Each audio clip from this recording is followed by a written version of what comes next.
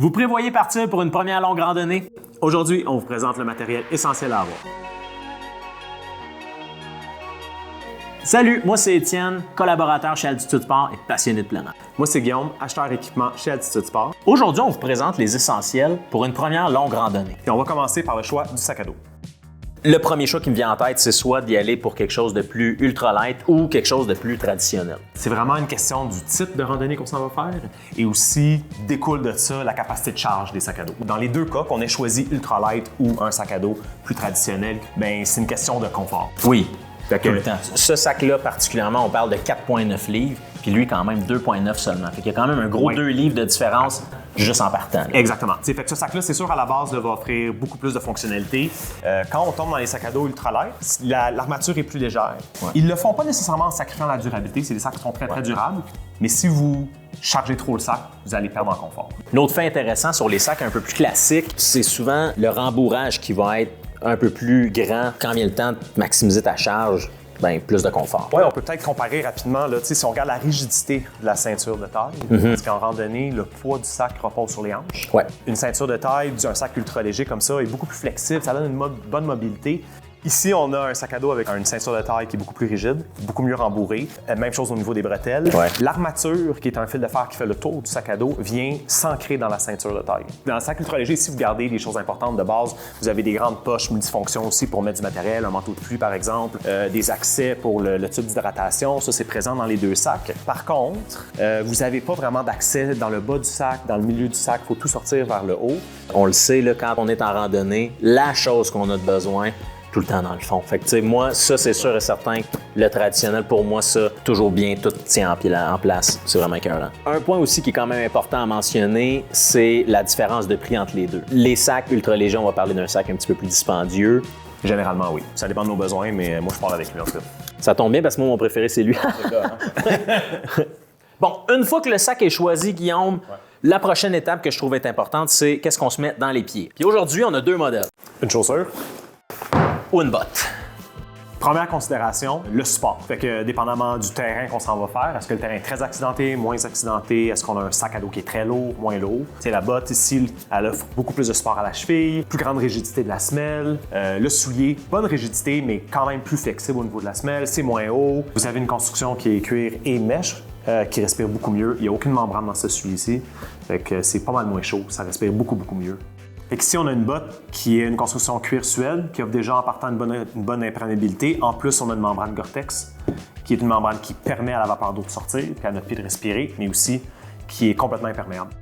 Ça, Guillaume, ce soulier-là, là, je ne sais pas ça fait combien de temps que ça existe, mais mon père, quand on était jeune, c'était son soulier. Puis il faisait tout avec ça. Montait le Mont-Tremblant, il allait nous porter à nos sports, on allait en vacances, c'était ça. Puis quand on a le temps de le changer, il était tout fier de nous remontrer son nouveau soulier qui était exactement ça encore. Ça, c'est mon père, il est bien dans ses running. Moi, Guillaume, personnellement, c'est la botte ma préférée. Parce que même si c'est un petit peu plus chaud, moi là, partir, que j'aille, monter une montagne, peu importe ce que je fais, en botte, moi l'automne, n'importe quand, j'ai une botte. C'est confortable, je suis garanti d'avoir un bon support, je peux aller dans l'accidenté, n'importe où. C'est mon go-to. Ouais, je suis pas d'accord. Ah ben vas-y. Je t'écoute. Je vais sacrifier le support pour avoir la légèreté, la respirabilité de la chaussure. Moins chaud, moi. Vraiment moins chaud. Ça, c'est ma préférence à moi. Mais je respecte ton choix. Mais moi, ben c'est ça. Tu me fais pas changer d'idée.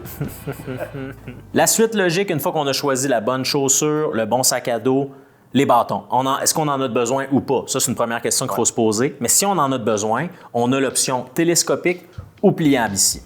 Et là, on a deux paires de bâtons qui sont à l'opposé du spectre de toute la collection de bâtons qui existe. Télescopique, tout ce qu'il y a de plus simple. Dans le fond, on s'ajuste à la bonne grandeur qu'on a besoin et voilà. Bonsoir. C'est fait. C'est durable, ça fait longtemps que ça existe. Un autre système qui fonctionne très bien, qui est très rapide, évidemment, on a une pôle pliable, beaucoup plus compacte, et puis qui s'assemble très rapidement. On ouvre l'ajustement qui est ici. L'avantage de celle-ci, c'est que vous avez une pôle qui est pliable, mais avec un ajustement. Puis qu'une fois qu'on l'a assemblée, on peut la raccourcir et l'allonger. Niveau poids, Guillaume, là, on a quand même une grosse différence. J'ai deux bâtons ici qui sont le même poids que seulement un des deux bâtons. En aluminium. De la paire en aluminium.